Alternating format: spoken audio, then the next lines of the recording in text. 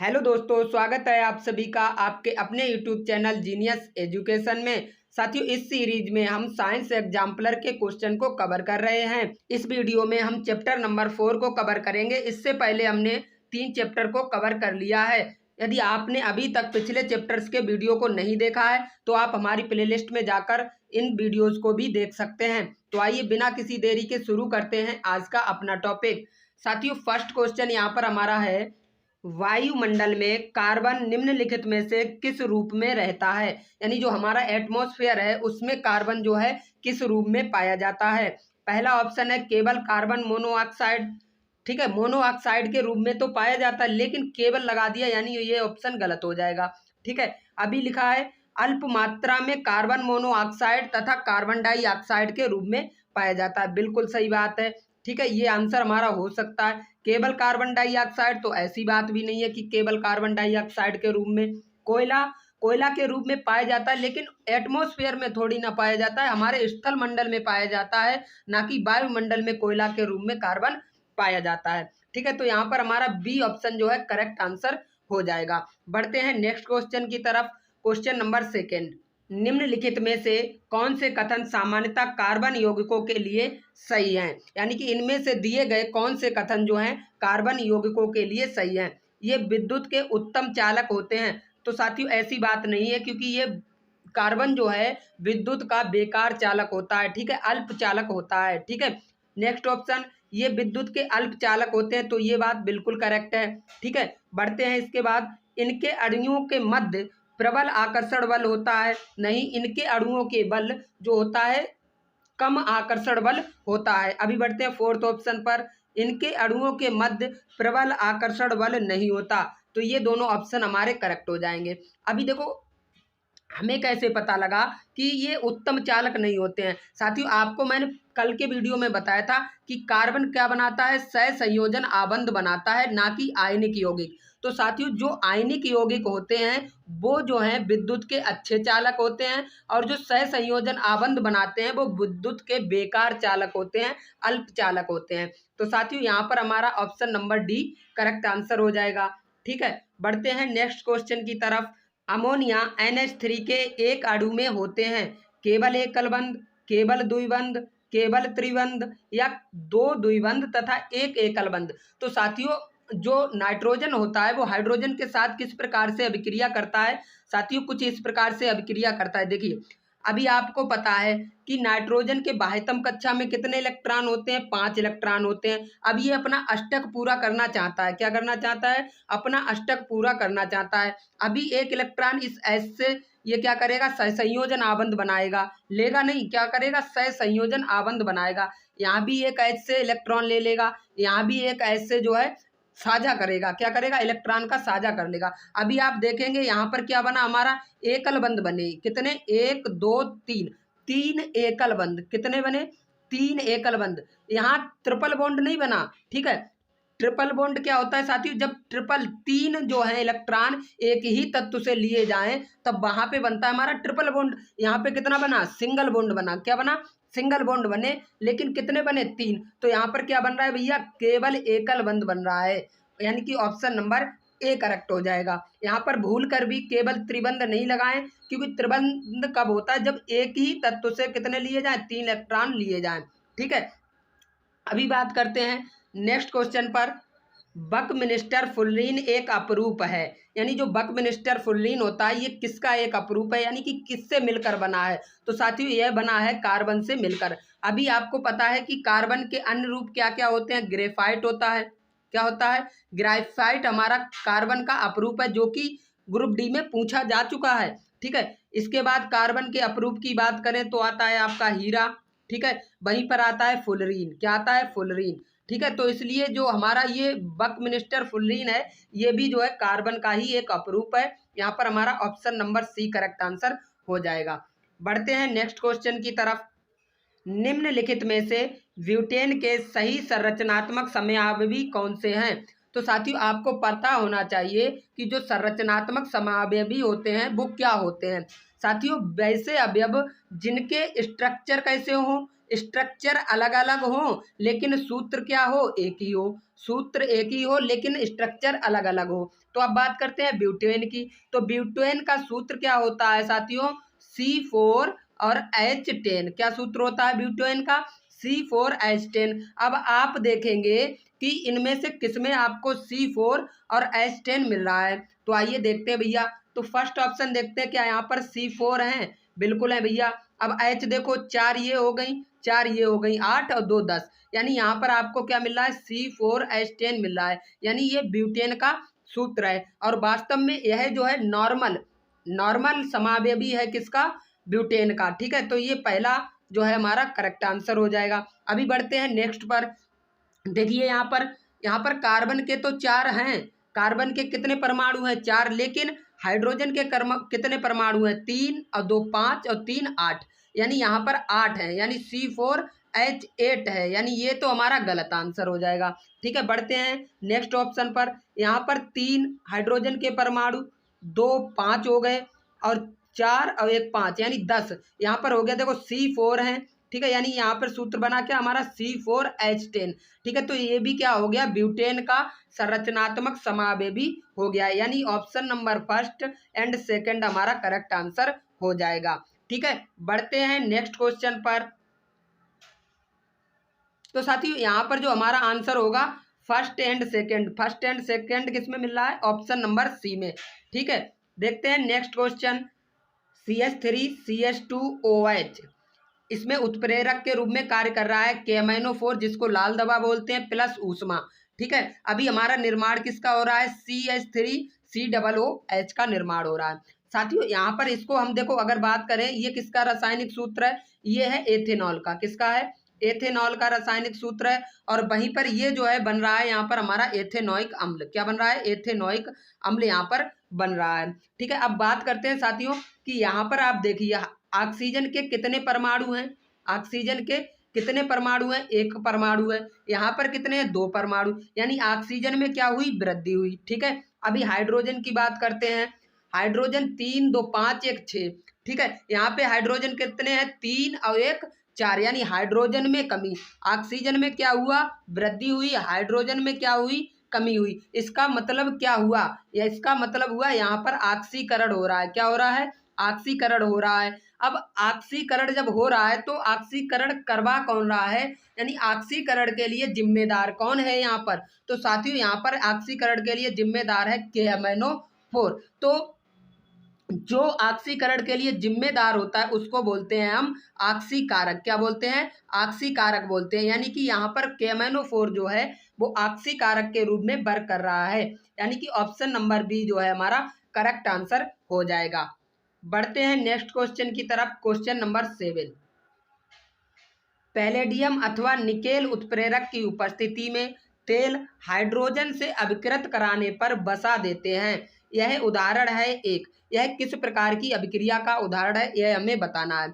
तो साथियों जो तेल होता है हमारा, जिसका रासायनिक सूत्र होता है C2H2। ठीक है, ये किसके साथ, हाइड्रोजन से अभिकृत कराया जाता है। ठीक है, किसकी उपस्थिति में, पैलेडियम और निकेल उत्प्रेरक की उपस्थिति में इसको अभिकृत किया जा रहा है। ठीक है, अब जब अभिकृत करने पर हमारा क्या बन रहा है, अभिकृत करने पर यह बसा बनाता है। क्या बनाता है, बसा। अब बसा का रासायनिक सूत्र क्या होता है, C2H4। ठीक है, अभी बताओ आप, यहाँ पे आपके थे 2 पदार्थ, ठीक है, अभी यहाँ पे बना 1 पदार्थ, यानी 2 से 1 मतलब कि क्या हो गया, संयोजन हो गया। क्या हो गया, यानी कि यहाँ पर जो है संयोजन अभिक्रिया हो गई। कौन सी अभिक्रिया, संयोजन अभिक्रिया हो गई। ठीक है, और संयोजन अभिक्रिया को ही हम संकलन अभिक्रिया भी बोलते हैं, यानी कि ऑप्शन नंबर ए जो है हमारा करेक्ट आंसर हो जाएगा।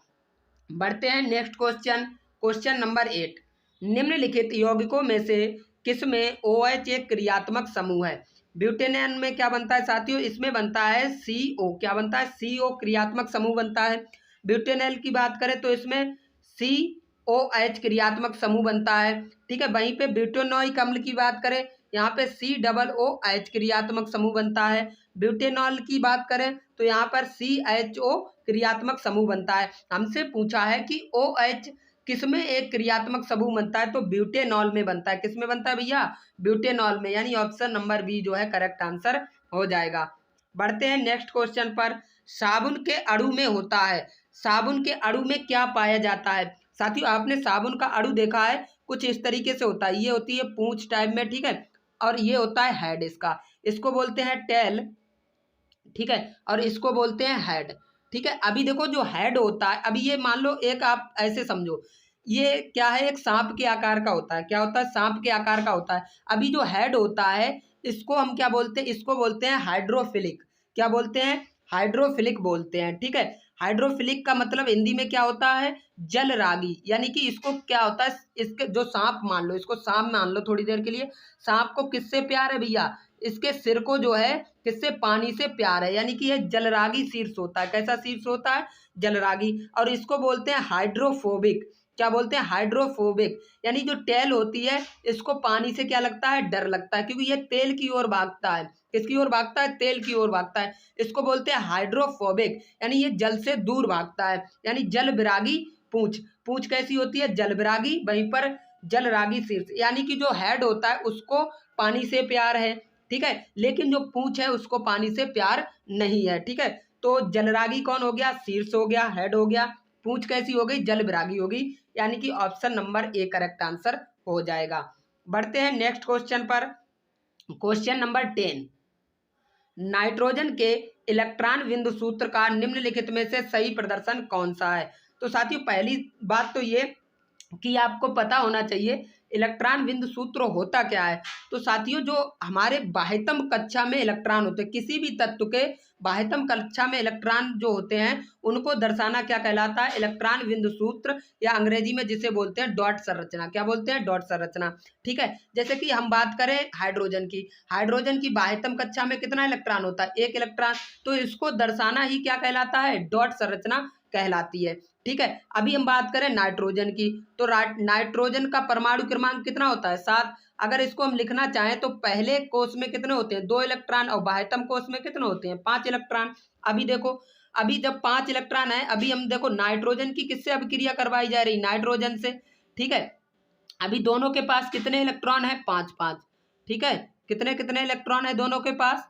5-5 इलेक्ट्रॉन है। सॉरी, इधर इसको दर्शाएंगे, इधर ये कट कर दीजिए भैया, ठीक है, इधर दर्शाएंगे। क्यों? क्योंकि अभी इसके पास 5 हैं, इसके पास भी 5 हैं। अभी ये क्या करेंगे? ये सह संयोजन आबंध बनाएंगे, यानी अपने अपने 8 अष्टक को पूरा करना चाहेंगे। देखो यहाँ से इसने मिलाया और ये 8 इसने अपने इलेक्ट्रॉन कर लिए, इसने इसको लिया, इन तीनों को लेके अपना अष्टक पूरा कर लिया। तो ये क्या बन गई हमारी? ये नाइट्रोजन का सह संयोजन आबंध बन गया, ठीक है। इसी को हमने क्या बोल दिया? इलेक्ट्रॉन बिंदु सूत्र बोल दिया। तो यहाँ पर देखिए, ये देखिए, यहाँ पर देखो 3 2 5, और यहाँ पर देखिए 3 और 3 6 इधर इलेक्ट्रॉन कर दिए बाह्यतम कोष में। ऐसा तो सब पॉसिबल ही नहीं है। यानी कि हमारी जो सही संरचना होगी वो कुछ इस प्रकार से होगी, जो कि ऑप्शन नंबर डी में दे रखी है। यानी ऑप्शन नंबर डी जो है हमारा करेक्ट आंसर हो जाएगा, ठीक है। बढ़ते हैं नेक्स्ट क्वेश्चन पर। क्वेश्चन नंबर 11, एथाइन का संरचनात्मक सूत्र क्या है? तो साथियों बात आई एथाइन की, तो एथाइन में क्या है? एथ है और आयन है। क्या है? एथ है और आयन है। तो साथियों आपको पता होना चाहिए एथ का मतलब क्या होता है? 2 कार्बन। कितने परमाणु कार्बन के? 2 परमाणु। और आयन का मतलब क्या होगा? जो कार्बन होगा वो ट्रिपल बॉन्ड के साथ जुड़ा होगा। कितने बॉन्ड के साथ? ट्रिपल बॉन्ड के साथ। अभी देखो हम देखते हैं अपने ऑप्शन। तो भैया यहाँ कार्बन ट्रिपल बॉन्ड के साथ जुड़ा है, आंसर बन सकता है। यहाँ भी कार्बन ट्रिपल बॉन्ड के साथ जुड़ा है, आंसर बन सकता है। यहाँ डबल बॉन्ड के साथ जुड़ा है, ये तो कैंसिल आउट हो गया। यहाँ सिंगल बॉन्ड के साथ कार्बन जुड़ा है, कैंसिल आउट हो गया, ठीक है। अभी बात करते हैं भैया, आपको पता है कार्बन का जो क्रमांक होता है वो कितना होता है? 6। इसके बाह्यतम कक्षा में कितने इलेक्ट्रॉन होते हैं? 4 इलेक्ट्रॉन होते हैं। अभी बताओ इन कार्बन ने कितनी 3 की साझेदारी कर ली? 3 इलेक्ट्रॉनों की क्या कर ली? साझेदारी कर ली। अभी इनको 1 इलेक्ट्रॉन और चाहिए, वो किससे ले रहे हैं? ये हाइड्रोजन से ले रहे हैं। यानी कि ये बात यहाँ पर बन रही है, बिल्कुल करेक्ट आंसर। अभी देखो बी कौन कट हो गया। अब बताइए 3 इलेक्ट्रॉन की साझेदारी यहाँ से कर ली, अब इनके पास हो गए 7 इलेक्ट्रॉन। अभी ये H3 के साथ कैसे जुड़ सकता है? 7 3 10 इलेक्ट्रॉन थोड़े ना करने हैं, हमें तो क्या करना है? अपना अष्टक पूरा करना है। यानी कि ऑप्शन नंबर ए जो है हमारा यहाँ पर करेक्ट हो जाएगा। बढ़ते हैं नेक्स्ट क्वेश्चन पर। निम्नलिखित में से असंतृप्त यौगिकों को पहचानिए। साथियों असंतृप्त यौगिक क्या होता है? जहां कार्बन और कार्बन के बीच में डबल बॉन्ड बने या कार्बन कार्बन के बीच में ट्रिपल बॉन्ड बने। वहां पर जो हमारा यौगिक होता है वो कैसा होता है, असंतृप्त होता है, और जहां पर सिंगल बॉन्ड बनता है वहां पर यौगिक हमारा कैसा होता है, संतृप्त होता है। ठीक है, तो अभी आप अपने ऑप्शन को देखते हैं। फर्स्ट ऑप्शन है हमारा प्रोपेन। तो साथियों आपको पता है कि प्रोपेन किसकी तरह दिख रहा है आपको, एल्केन की तरह। किसकी तरह, एल्केन की तरह। अब एल्केन में क्या होता है साथियों, एल्केन में जो कार्बन के परमाणु होते हैं वो सिंगल बॉन्ड के साथ जुड़े होते हैं, यानी कि ये तो हमारा कैसा हो गया, सिंगल बॉन्ड के साथ जुड़ा है, यानी कि हो गया ये संतृप्त। कैसा यौगिक हो गया, ये संतृप्त यौगिक हो गया। वहीं पर बात करें प्रोपीन की, तो साथियों प्रोपीन क्या आपको एल्कीन की तरह नहीं लग रहा, एल्कीन। अब एल्कीन में क्या होता है, जो कार्बन के परमाणु होते हैं वो डबल बॉन्ड के साथ जुड़े होते हैं। तो ये भैया जब डबल बॉन्ड के साथ जुड़े हैं तो ये कैसा हो गया, असंतृप्त हो गया, यानी कि सेकंड वाला तो अभी हमारा करेक्ट है। ठीक है, इसके बाद करते हैं बात प्रोपाइन की।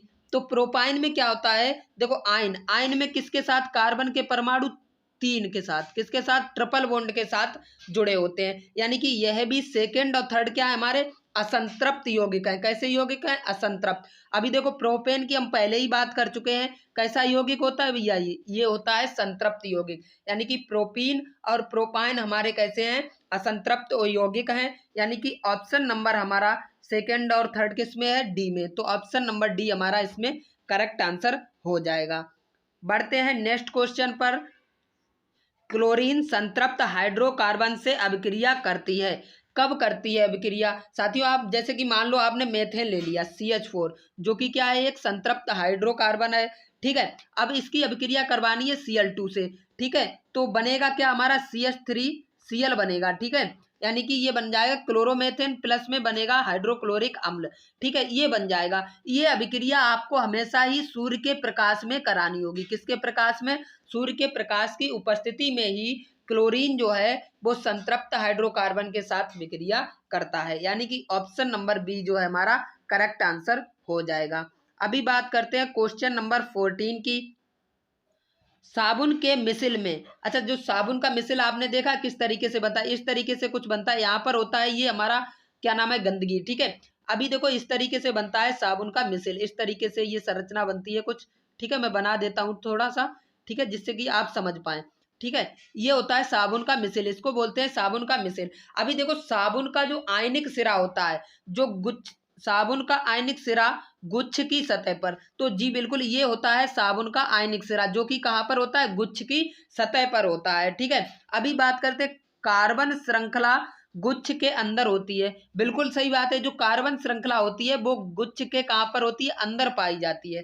कहाँ पे पाई जाती है, अंदर पाई जाती है, यानी ऑप्शन नंबर ए ही हमारा करेक्ट आंसर हो जाएगा। ठीक है, बढ़ते हैं नेक्स्ट क्वेश्चन पर। क्वेश्चन नंबर 15, पेंटेन का अणुसूत्र C5H12 है, इसमें होते हैं। तो साथियों यहाँ पर सभी में सह संयोजक आबंध दिया है, और आपको भी पता है कार्बन और हाइड्रोजन के मध्य जो है सह संयोजन आबंध बनता है। ठीक है, इतनी बात तो क्लियर है। अभी बात आती है पेंटेन की। तो पेंटेन किसकी तरह आपको लग रहा है, एल्केन की तरह। किसकी तरह, एल्केन की तरह। एल्केन में क्या होता है साथियों, जो कार्बन होता है वो सिंगल बॉन्ड के साथ जुड़ा होता है। अभी देखो कार्बन के हमारे पास कितने परमाणु है, 5 परमाणु है, बना लो। कार्बन के कितने परमाणु है, 5 परमाणु है, सिंगल बॉन्ड से जुड़ जाएंगे पांचों। ठीक है, अभी H कितने हैं, 12। तो H को एक H यहाँ लगा दो, एक H यहाँ लगा दो, एक H यहाँ लगा दो। ठीक है, एक H यहाँ लगा दो। ठीक है, और एक H यहाँ पे लगा दो। कितनी H हो गई, 5। एक H यहाँ लगा दो। सभी जगह सिंगल बॉन्ड से ही अभिक्रिया होगी भैया। ठीक है, यहाँ पर एक H लगा दो, एक H यहाँ पर लगा दो, एक H यहाँ पर लगा दो, और एक H यहाँ पर लगा दो। ठीक है, तो इस तरीके से क्या 12 H हो गई। तो देखिए 3 2 5, 5 H ये है भैया, 5।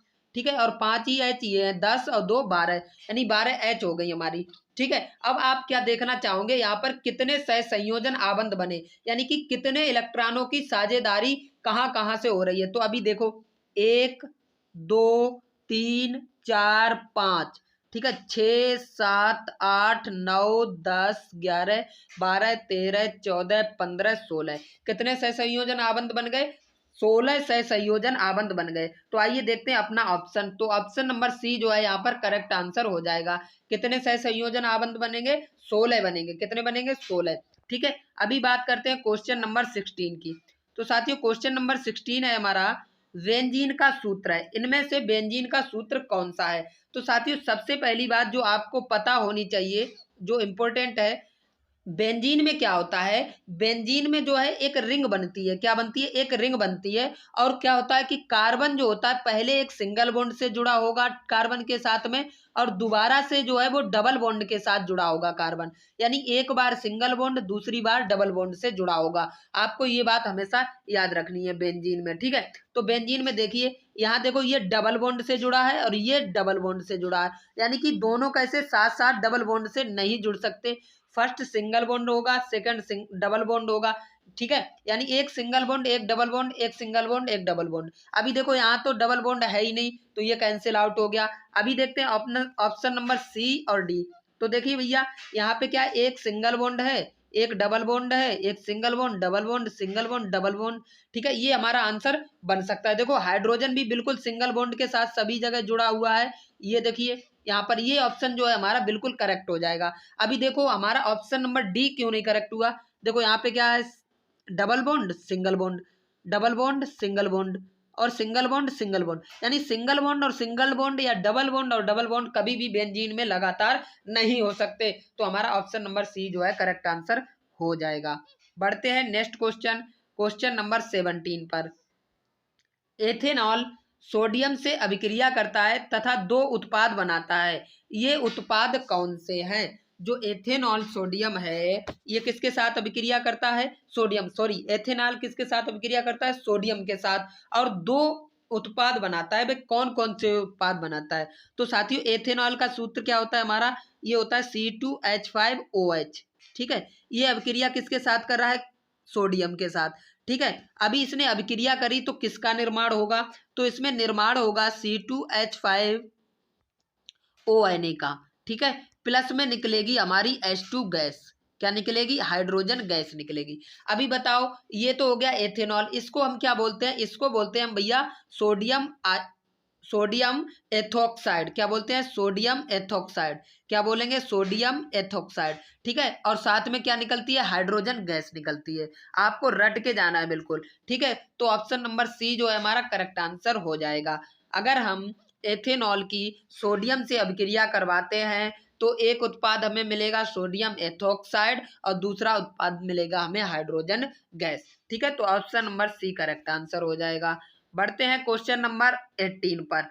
ब्यूटेनोइक अम्ल का सही संरचना सूत्र क्या है। तो साथियों आपको पता होगा, जैसे ही ओइक आता है, क्या आता है, ओइक, ठीक है। तो आपको यहाँ पर ध्यान का रखना है, ओइक में जो है किसकी संरचना बनेगी, COOH की संरचना बनती है। किसमें, ओइक अम्ल जब भी होता है तो उसमें किसकी संरचना बनती है, COOH की। तो भैया यहाँ पर भी COOH की संरचना बन रही है, क्या यहाँ बन रही है, COOH बिल्कुल बन रही है। यहाँ पर भी, यहाँ पर COOH यहाँ नहीं बन रही, ये कट हो जाएगा। यहाँ पर भी COOH की संरचना हमारी बन रही है, ठीक है। अभी देखो हम क्या करेंगे भैया, अभी बात आती है ब्यूटेन की, किसकी बात आती है, ब्यूटेन की।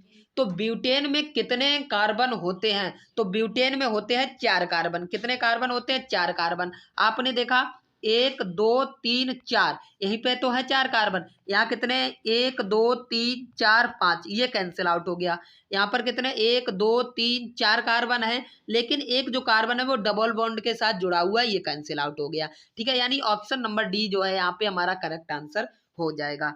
अभी बात करते हैं क्वेश्चन नंबर 19 की। तो साथियों क्वेश्चन नंबर 19 है हमारा कि सिरका 1 बिलियन है, सिरका किसका 1 बिलियन है। तो साथियों आपको पता होगा, सिरका जो है एसिटिक अम्ल से बनता है, किससे बनता है, एसिटिक अम्ल से बनता है। इतनी बात तो क्लियर है, किसमें मिलाने से, जल में, किसमें, जल में अगर हम एसिटिक अम्ल को मिला दें तो क्या बनेगा, हमारा सिरका बनेगा। अभी हमसे पूछा गया जल में कितना एसिटिक अम्ल मिलाएं, तो जल में हमें मिलाना होगा 5 से लेकर 8% तक, यानी कि जल में 5 से 8% अगर आप एसिटिक अम्ल मिलाएंगे तो आपको क्या मिल जाएगा, सिरका। ऐसा ऑप्शन कौन सा है, ऑप्शन नंबर सी। तो ऑप्शन नंबर सी जो है हमारा करेक्ट आंसर हो जाएगा, ठीक है। बढ़ते हैं क्वेश्चन नंबर 20 की तरफ।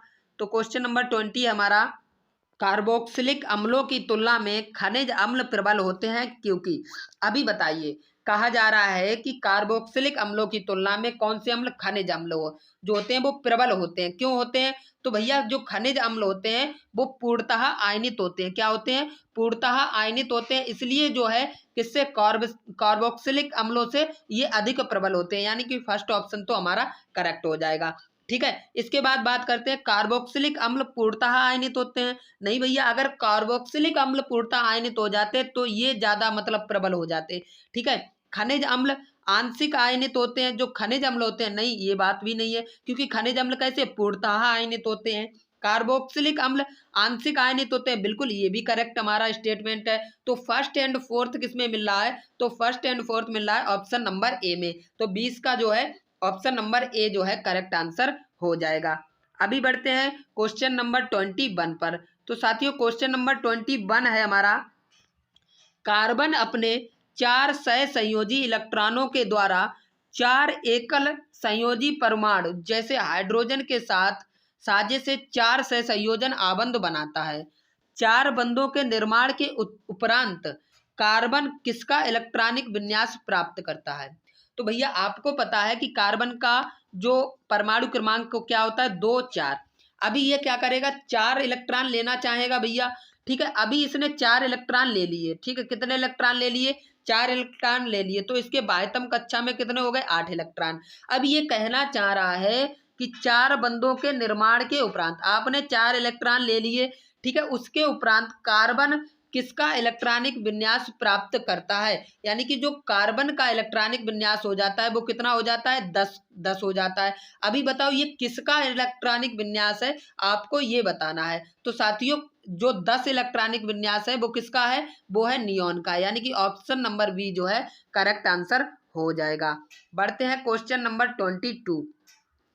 जल के अणु की सही इलेक्ट्रॉनिक बिंदु संरचना क्या है? यानी कि जल के अणु की हमने अभी आपको एक बताया था किसका, नाइट्रोजन का, नाइट्रोजन से। अभी हम बात करेंगे जल के अणु की सही इलेक्ट्रॉन बिंदु संरचना। तो आपको पता है जल किस प्रकार से बनता है? H2O, यानी कि H के कितने अणु? 2 अणु और 1 ऑक्सीजन का अणु। ठीक है, तो भैया आपको पता है जो हाइड्रोजन होता है इसके बाह्यतम कक्षा में 1 इलेक्ट्रॉन और ऑक्सीजन के बाह्यतम कक्षा में कितने इलेक्ट्रॉन होते हैं? 6 इलेक्ट्रॉन होते हैं। अभी देख लो भैया, हाइड्रोजन का 1 इलेक्ट्रॉन, ठीक है, हाइड्रोजन का 1 इलेक्ट्रॉन, और वहीं पर अगर हम देखें यहाँ पर ऑक्सीजन के कितने? 4 इलेक्ट्रॉन दिए गए हैं बाह्यतम कक्षा में, गलत हो जाएगा। ठीक है, देखो मैं बना के बताता हूँ आपको। देखो हाइड्रोजन का 1 इलेक्ट्रॉन होता है, यहाँ भी हाइड्रोजन का 2 हाइड्रोजन है। ऑक्सीजन के बाह्यतम कक्षा में कितने इलेक्ट्रॉन होते हैं भैया? 6 इलेक्ट्रॉन, 1 2 3 4 5 और 6। ठीक है, अभी बताओ हाइड्रोजन का 1 इलेक्ट्रॉन ये ले लिया और हाइड्रोजन का 1 इलेक्ट्रॉन ये ले लिया। अब बताओ ऐसी संरचना किस में बन रही है? अभी देखो इसमें कितने इलेक्ट्रॉन है? सिर्फ 6 इलेक्ट्रॉन, ये भी कैंसिल आउट हो गया। ठीक है, अभी देखते हैं बी ऑप्शन। बी ऑप्शन में देखिए भैया, यहाँ पे हाइड्रोजन की डॉट दिखाई नहीं गई है। यहाँ पे देखो हाइड्रोजन का 1 दिखाया गया, हाइड्रोजन का 1 और ऑक्सीजन के 6 इलेक्ट्रॉन दिखाए गए हैं, यानी ऑप्शन नंबर सी जो है हमारा करेक्ट आंसर हो जाएगा। बढ़ते हैं क्वेश्चन नंबर 23 पर। निम्नलिखित में से कौन सी सीधी श्रृंखला हाइड्रोकार्बन नहीं है? तो इनमें से कौन सी श्रृंखला जो है वो सीधी हाइड्रोकार्बन नहीं है? तो साथियों यहाँ पर जो है हमारा ऑप्शन नंबर डी करेक्ट हो जाएगा। ये जो श्रृंखला हमें दी गई है यह सीधी हाइड्रोकार्बन श्रृंखला नहीं है। बढ़ते हैं नेक्स्ट क्वेश्चन 24 पर। निम्नलिखित में से कौन से असंतृप्त हाइड्रोकार्बन है? इसमें से कौन सा जो है वो असंतृप्त हाइड्रोकार्बन है? तो साथियों मैंने बताया है कि जहां पर भी आपको जो है डबल बॉन्ड या ट्रिपल बॉन्ड मिल जाए वो कैसे होते हैं? असंतृप्त हाइड्रोकार्बन होते हैं। ठीक है, अब देखो यहाँ पे कार्बन कार्बन के बीच क्या है? सिंगल बॉन्ड है, यानी ये तो भैया असंतृप्त हाइड्रोकार्बन नहीं है। यहाँ पर देखो भैया ट्रिपल बॉन्ड है, ये हो सकता है। ठीक है, यहाँ पे क्या है? यहाँ पे भी सिंगल बॉन्ड है। ठीक है, यानी कि हमारा देखो यहाँ पर क्या है? डबल बॉन्ड है कार्बन कार्बन के बीच में, तो ये भी असंतृप्त हाइड्रोकार्बन हो सकता है। ठीक है, यानी कि हमारा सेकेंड और फोर्थ जो है करेक्ट आंसर हो जाएगा। सेकेंड और फोर्थ किस में मिल रहा है? ऑप्शन नंबर सी में। तो हमारा 24 का ऑप्शन नंबर सी जो है करेक्ट आंसर हो जाएगा। बढ़ते हैं क्वेश्चन नंबर 25। तो क्वेश्चन नंबर 25 है हमारा, निम्नलिखित में से कौन एक ही समजातीय श्रेणी से संबंधित नहीं है? तो साथियों ये जो हमारा ऑप्शन नंबर ए CH4 दिया है, ये एक प्रकार का क्या है? ये एक प्रकार का एल्केन है। C2H6 क्या है, एक प्रकार का एल्केन है। वहीं पर C3H8 भी एक प्रकार का एल्केन है। लेकिन जो C4H8 है ये क्या है, एक प्रकार का एल्कीन है, यानी कि यह जो है अलग श्रेणी का यौगिक है। कैसे पता किया, तो आपको पता होना चाहिए एल्केन। एल्केन का फार्मूला आपको पता है, एल्केन का फार्मूला होता है CnH2n+2। ठीक है, अभी n की वैल्यू 1 लगाई तो C कितना हो गया 1। अभी यहाँ पर भी 1 लगाओ भैया तो 2 और 2+4 हो जाएगा, CH4 हो जाएगा। ठीक है, जैसे ही 2 लगाओगे, ठीक है, तो 2 दूनी 4 + 2 कितना हो जाएगा 6 हो जाएगा। 3 लगाओगे वैल्यू C की मतलब n की तो क्या हो जाएगा H8 हो जाएगा। और ये क्या है, ये हमारा है एक प्रकार का एल्कीन। देखो यहाँ पे क्या लगाया, देखो एल्कीन का फार्मूला क्या होता है CN2N, क्या होता है CnH2n, CnH2n ये होता है हमारा एल्कीन का फार्मूला। वहीं पर बात करें एल्काइन के फार्मूला की, क्योंकि इससे क्वेश्चन पूछा जा चुका है एग्जाम में, तो एल्काइन का फार्मूला क्या होता है CnH2n-2। ये किसका फार्मूला होता है, एल्काइन का फार्मूला होता है। ठीक है, तो यहाँ पर हमारा ऑप्शन नंबर डी जो है करेक्ट आंसर हो जाएगा। बढ़ते हैं नेक्स्ट क्वेश्चन 26 पर। यौगिक CH3 single bond CH2 single bond CHO। साथियों जहां पर भी आपको CHO अपरूप के रूप में मिल जाए, ठीक है, तो वहां पर क्या होता है, वहां पर होता है अल। क्या आता है, अल। अभी देखो अल किस में है, अल देखो भैया फर्स्ट में है और फोर्थ में है, यानी 2 ऑप्शन तो हमारे कट हो गए। ठीक है, अभी बात करते हैं हम जहां पर कार्बन के 3 परमाणु होते हैं। कार्बन कितने, 1 2 3, 3 कार्बन के लिए हम किस शब्द का प्रयोग करते हैं, प्रोप शब्द का। किस शब्द का, प्रोप शब्द का प्रयोग करते हैं। और साथ ही साथ अगर ये सिंगल बॉन्ड से जुड़े हों, किससे जुड़े हों, सिंगल बॉन्ड से जुड़े हों, तो इसके लिए हम किसका प्रयोग करते हैं, एन का प्रयोग करते हैं। किसका प्रयोग करते हैं, एन का। तो ये हो गया प्रोपेन। और अल तो क्या हो जाएगा, प्रोपेनल। क्या हो जाएगा, प्रोपेनल हो जाएगा। क्या हो जाएगा, प्रोपेनल। यानी कि ऑप्शन नंबर ए जो है हमारा यहाँ पर करेक्ट आंसर हो जाएगा। ठीक है, अभी बढ़ते हैं क्वेश्चन नंबर 27 पर। CH3 single bond CH2 single bond O single bond CH2 single bond CH2 Cl में उपस्थित विषम परमाणु है। तो साथियों आपको बताना है इस श्रृंखला में विषम परमाणु कौन से हैं। तो आपको पता होना चाहिए कार्बन और हाइड्रोजन को छोड़कर इस श्रृंखला में जो बाकी के एलिमेंट पाए जाएंगे वो सभी परमाणु क्या होंगे, वो सभी परमाणु विषम परमाणु होंगे। तो साथियों देखते हैं, देखो CH के अलावा O मिल गया। क्या मिल गया, O मिल गया। आगे बढ़े क्लोरीन मिल गया। यानी ऑक्सीजन और क्लोरीन क्या है, विषम परमाणु हैं। यानी कि ऑप्शन नंबर देखो ऑक्सीजन और क्लोरीन फर्स्ट एंड फोर्थ किसमें है, ऑप्शन नंबर डी हमारा करेक्ट आंसर हो जाएगा। बढ़ते हैं नेक्स्ट क्वेश्चन पर, 28 नंबर क्वेश्चन। निम्नलिखित में से कौन सी साबुनीकरण अभिक्रिया प्रदर्शित करती है। इनमें से एक समीकरण है जो कि साबुनीकरण की अभिक्रिया को प्रदर्शित करती है, जिसकी जो अभिक्रिया होती है वो कुछ इस प्रकार से होती है, जो कि ऑप्शन नंबर डी जो है हमारा यहाँ पर करेक्ट हो जाएगा। आप इसको देख लीजिए, अच्छे से याद कर लीजिए। ठीक है साथियों, अभी बढ़ते हैं क्वेश्चन नंबर 29 पर। एल्काइन समजातीय श्रेणी का प्रथम सदस्य कौन सा होता है। एल्काइन श्रेणी का प्रथम समजातीय सदस्य कौन सा होता है भैया, तो एल्काइन श्रेणी का प्रथम समजातीय सदस्य कौन सा होता है, एथाइन होता है। क्या होता है, एथाइन, क्योंकि इसमें ईन है, इसमें भी ईन है, इसमें भी एन है। ठीक है, तो हमें आयन चाहिए। क्या चाहिए, आयन। आयन किसमें, एथाइन में। तो डायरेक्ट आपका option number A correct answer हो जाएगा। ठीक है साथियों, अभी बढ़ते हैं नेक्स्ट क्वेश्चन की तरफ। तो साथियों यहाँ पर जो है आपके सभी ऑब्जेक्टिव प्रश्न जो हैं एंड हो जाते हैं। ठीक है साथियों, तो आशा करता हूँ आपको वीडियो अच्छा लगा होगा। वीडियो अच्छा लगा हो तो वीडियो को लाइक शेयर और चैनल को सब्सक्राइब करना भी ना भूलें। तो साथियों मिलते हैं नेक्स्ट वीडियो में, तब तक के लिए बाय बाय, टेक केयर, जय हिंद, वंदे मातरम।